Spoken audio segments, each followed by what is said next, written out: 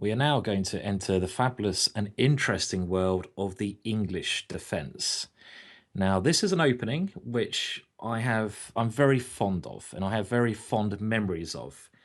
It's an opening that is generally played from the black perspective against either the D pawn or the C pawn starting on move one. So the Queen's pawn opening or the English opening. And it's called the English defence for a reason. It was made popular by a number of English players, maybe even in the 70s, possibly 70s, 80s. Players like Raymond Keane, who's a grandmaster, Tony Miles, who was England's first ever grandmaster, Jonathan Spielman. Also, all these players from England made this opening a very popular choice. And it's a very exciting and aggressive way of meeting d4. Now, the basic idea, the basic setup you're going for with black is e6, b6, and bishop to b7. And this is what we call a hyper-modern opening, as Nimzovich coined in his book, My System, I believe. It's where black aims to attack the center from the side. So you set up and you aim to hit away at white center from the side of the board. And it gets some very interesting and dynamic positions of reaching this. So it's this opening that will suit you if you want to get white out of the main opening books, but play in an interesting and aggressive fashion. So obviously it suits me because this is the way I play.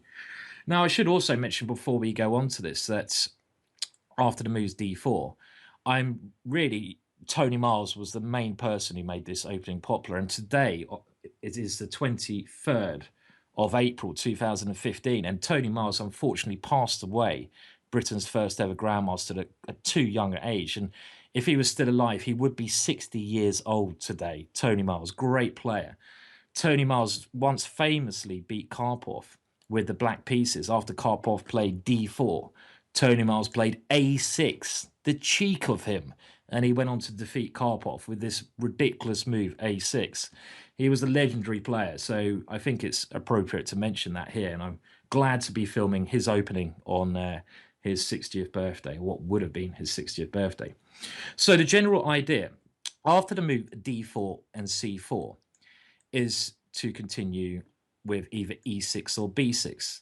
Now, my rule would be if white plays the English, then you should play b6 immediately. This is the way I play this opening. If white plays d4, I always play e6 immediately. Now, the reason for this is I don't believe that black gets a particularly great position after b6, e4 here. I don't like this setup from the black perspective. I think white is better here. Now, against c4 and then b6, it's not as bad now. This is okay because white can't get two pawns in the center. And if he goes e4, it's a different game altogether. And we'll have a look at that later on in this series of DVDs. Now, the only thing you need to know is that after d4, e6, white, of course, has the possibility to play e4 here, therefore trying to force you into a French defense with d5. So I must warn you, in order to play the English defense, you should have some understanding of the French defense. And this is why in the future I'm going to do a series on the French defense from the black perspective. So really, in 10 videos time, I've got 5 videos on the English defense, 5 videos on the French defense, an opening I've always played. You'll be able to have a repertoire from the black perspective against every option white will play. But one thing you will find quite often is that after the move d4, white will never really want to play an e4 opening. He wants to play a c4 opening. And the critical move here, in my opinion, is the move c4. And this is what you will face most of the time. Now, the English defense proper, d4, e6, c4, we play b6. And what this video is mainly going to be concentrating on is the following variation. e4, so white gets this very big center, bishop to b7, immediately attacking the center. Now, you can get this via the move order knight to c3, bishop to b7, e4. You get the same thing here, so it doesn't really matter the move order. But the idea in this position, so we have to keep attacking white center White has just moved the knight to defend e4. The whole idea of this opening is to attack white's center. How do we go about doing this? Can you develop a piece and attack the center? Well, knight to f6 wouldn't be correct because white can attack that and go e5. A much better way of doing this is by playing the move bishop to b4. And this is a great way to strike out. Again, bishop takes e4 is the threat, winning a pawn for absolutely nothing. So how should white deal with this threat? Well, in the next video after this, we will concentrate on the move bishop to d3, which looks very logical. In this video, we are concentrating on the move f3. Now, one thing I should make very clear here, in this whole opening, black's strategy, the setup you need to play as black. First of all, you put your bishop on b7, you attack e4. Then nearly always you move your bishop to b4. So there your stage 1, bishop to b7. Stage 2, bishop to b4. Stage 3 then is nearly always the move f5. This is like your lever. So imagine this is your crowbar as such. You need to open up the position, open up white's center, crack open the safe in the middle of the board, white's pawn center. And you can do this by the crowbar move, pawn to f5. And this really aims to just attack the center of the board. And in the English defense, the move f5 is a move you really need to rely on. So remember, this is an important move throughout this series on the English defense. So how should white deal with this move? Well, he should really normally do something with the e-pawn. And the most critical move is what happens if he takes on f5. Well, you might imagine here that black should simply take back on f5. Well, no, not in the English defense. The English defense has many more interesting ideas than this. And here we have an amazing idea, first thought up actually by Tony Miles. And that idea is knight to h6. This may look crazy at first glance, but we're going for quick developments. We have 3 pieces developed. This is a pawn sacrifice line. But our general idea here is to bring our knight into f5, where queen to h4 check will become a serious a nuisance for white. We're also getting ready to castle quickly, get our rook on the f-file. And all these moves are coming together very nicely. Now, it may look at first glance, again, that white can simply take on h6 with his bishop, when pawn takes bishop would leave black in a rather ugly position. But against this move, black has the intermezzo move, queen to h4 check. And after g3, we can take on h6 with our queen. And surprisingly enough here, black has very good play on the dark squares, with the queen coming into e3. We're threatening to win our pawn back. And if white gets greedy here by taking on e6, one of the only ways he can try to save the pawn, well, here we come, straight into the position. Queen to e3 check. And after a move like bishop to e2, we can take on c3 check. And after king to f2, we don't even have to recapture the pawn on e6. We can even just castle with numerous threats building on the f3 square. So this shows you so many ideas involved with this f4 crowbar move in this line. f5, should I say. f5 crowbar move. f4 comes in some positions. So let's just go back through this again, because it's probably the first time you've seen this opening. So we play this opening. So in the game, our main game here, it's Hans Ree versus Morozevich. The game started c4. Morozevich played b6. Hans Ree played d4, bishop to b7, knight to c3, and e6. And this is your first kind of setup in this line. And remember, I would only recommend you go against this setup when white has a pawn on c4. So you can do this by the move order we demonstrated earlier. And then when white grabs the center, we go for stage 2. We pin the knight on c3. And then when white defends the center, we use the crowbar move, stage 3, f5. And here, if white takes on f5, we have this lovely idea, knight to h6. And let's just show you some other variations here. I mean, the game Morozevich played continued pawn takes e6. Well, again, we're going for quick developments. What is one of the main ideas behind knight to h6? Knight to f5, bringing that piece straight into the position. Queen to h4 check is an idea. White, we're happy if white takes another pawn, because if white does take on d7, we will go knight takes d7. And even though we're 2 pawns down, we have 4 pieces developed. We have horrible threats, a queen to h4 check. We're ready to castle and get a rook to the e file. This is such a dangerous position for white, and black has a ginormous attack here, a brilliant attack. For example, let's say white plays a move like knight to e2. Well, we simply castle, and then we can start attacking now that we have every piece developed and our king safe. Remember, when you aim to attack your opponent's king, you need to take a lot of factors into control. So you need to think, do I have good piece development? Do I have good safe king? Is my opponent compromised in some way? So yes, my opponent's king is in the middle here. Yes, my opponent's development is bad because his bishop f1 is still here. So it is time to attack here.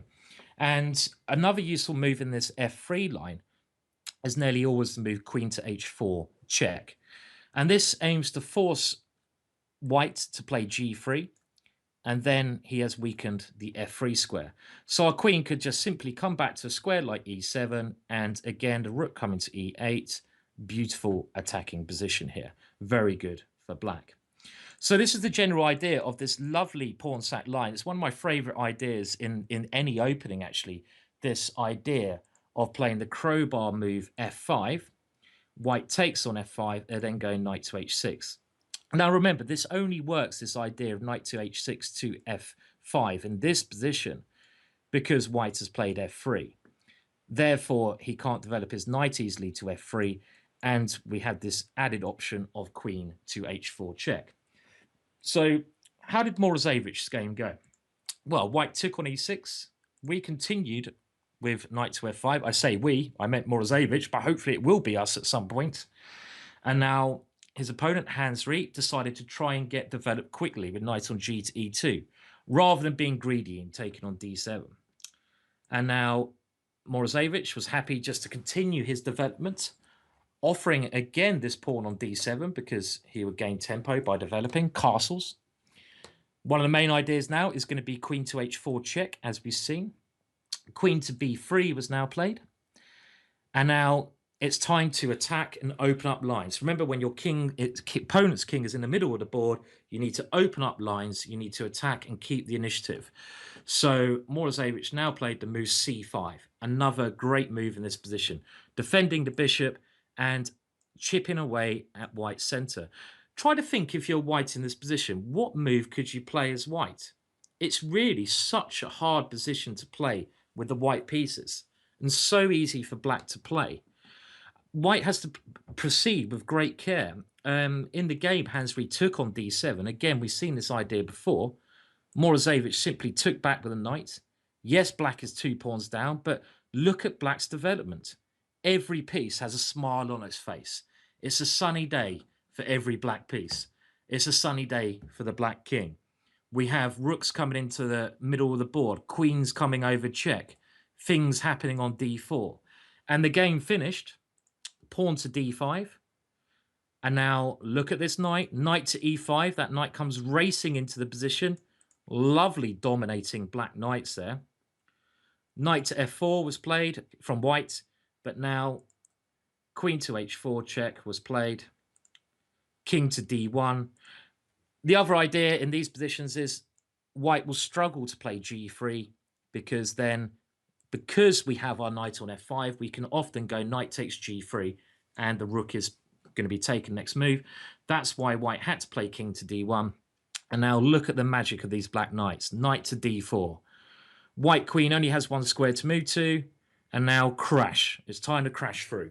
Rook takes f4. White only has 1 try, g3, but now queen to h5. The white king is far too exposed. Bishop takes f4. Queen came into f3 check. And now Morozevich simply took the rook on h1. And he went on to win this game in some style. So again, I think that shows you some of the lovely ideas involved with this variation, and some of the key ideas with this f3 move, which we're mainly concentrating on here. So let's just again go through some other possibilities here. So after d4, I recommend you go e6. Remember this move order, because if you'd play b6, our opponent can go e4.